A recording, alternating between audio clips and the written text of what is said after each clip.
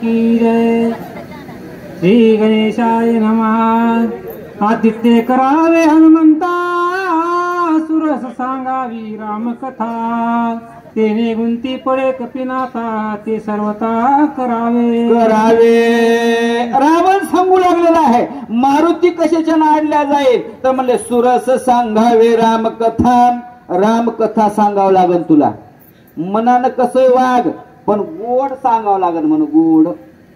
वागणं गोड राहावं.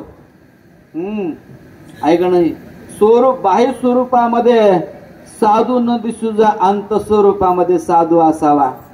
आमचं वागणंच दड झालेलं.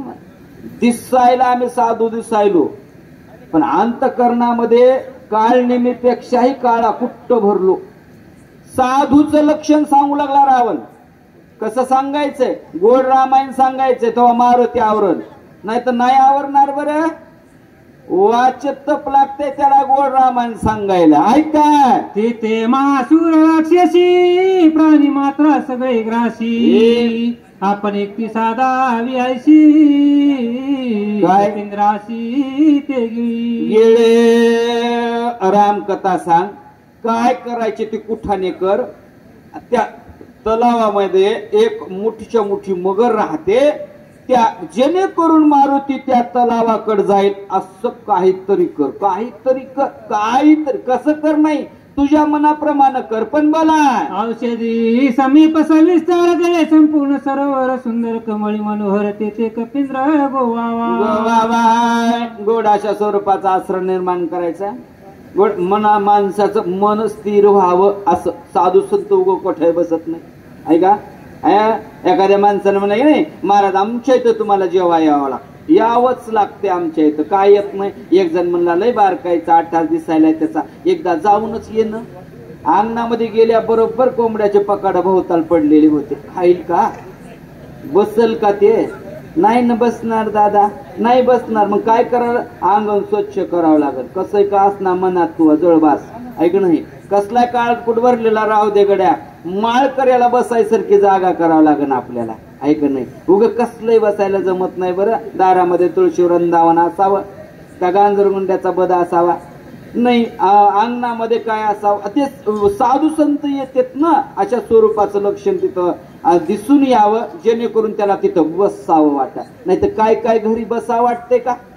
बसावंच वाटणार मला, उभ्यानच निघून जावं वाटतंय ना. ऐका असं काय काय आमंत्रण द्यायला गेल्यावर कळतंय.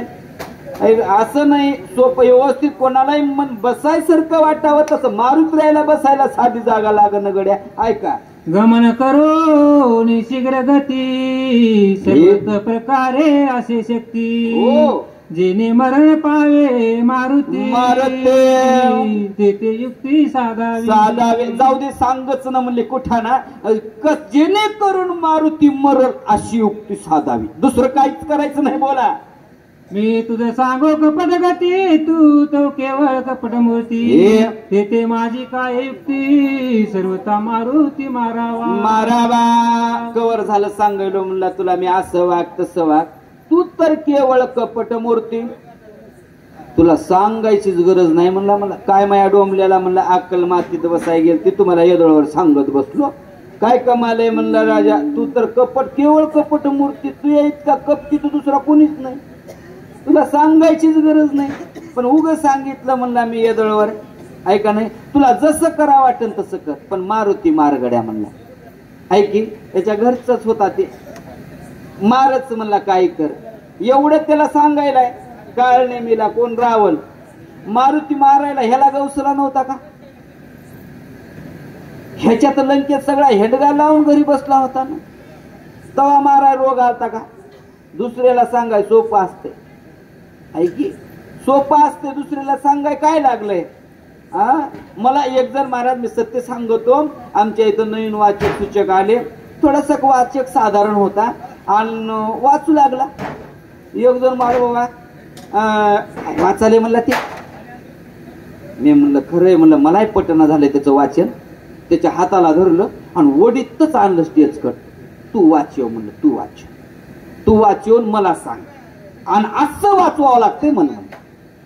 ते माग वडाले मी पुढे वडालो, ते माग वडाले ते अरे येड्या, बोलायला गोड लागतंय, काय फरक पडत नसतंय. इथं बसल्यावर कळते अख्खा चौरंग हालत लक लक लक लक लक है की. उगं म्हणायला काय लागलंय, आमका वाचक साधा वाचवायलाय, तमका वाचक साधा वाचवायलाय, बस की इथं कळते. है की नाही. कोणी मारणार नाही, कोणी हातात काठी घेतली नाही ना, कोणी धोंडा घेऊन बसलं नाही, चुकल्या आणतोच म्हणून. पण होतंय की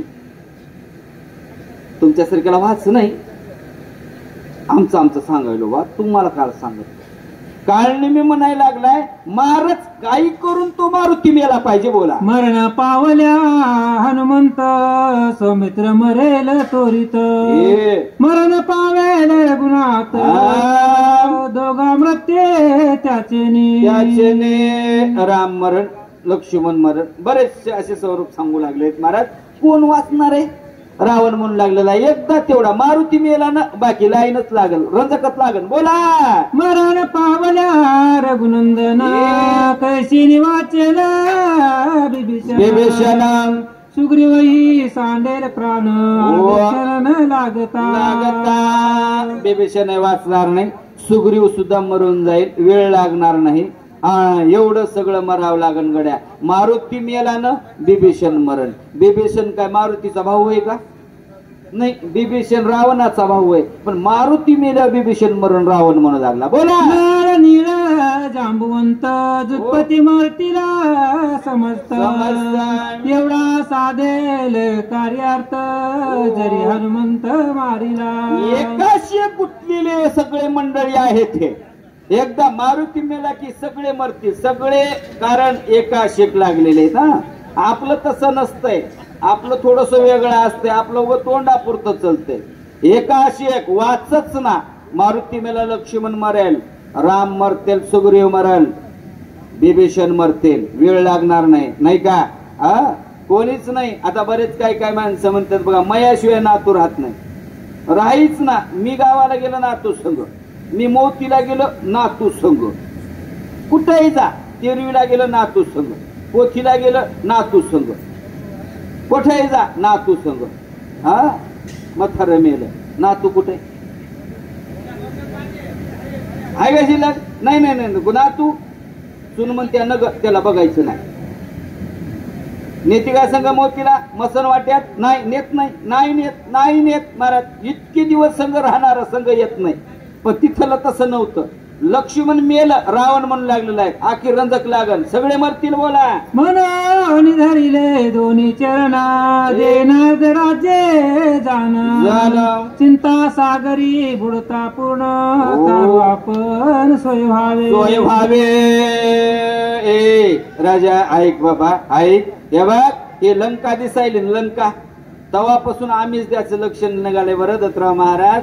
तेव्हापासून निघाली ही प्रथा. माणसं म्हणाले बघा, आताच कोणतरी पैशाच काहीतरी सोंगाड काढलंय इलेक्शनामध्ये, तेव्हापासून आहे, आज नाही. रावण म्हणाला, एवढं काम कर, एवढं काम कर, अर्ध राज्य देतो मला. हे अर्ध मधूनच नाली खणतो, मधूनच अर्ध्यातून. तुला सोन्याचे तितकेच, दगडाचे तितकेच, चांदीचे तितकेच, काशा तांब्याचे तितकेच, मला तितकेच, मधूनच नाली खणतो. इमानदार होता राव, बोलण्याप्रमाणे चलत होता गड्या. काल नेम्यानं चटकून होकार दिला असेल काय का.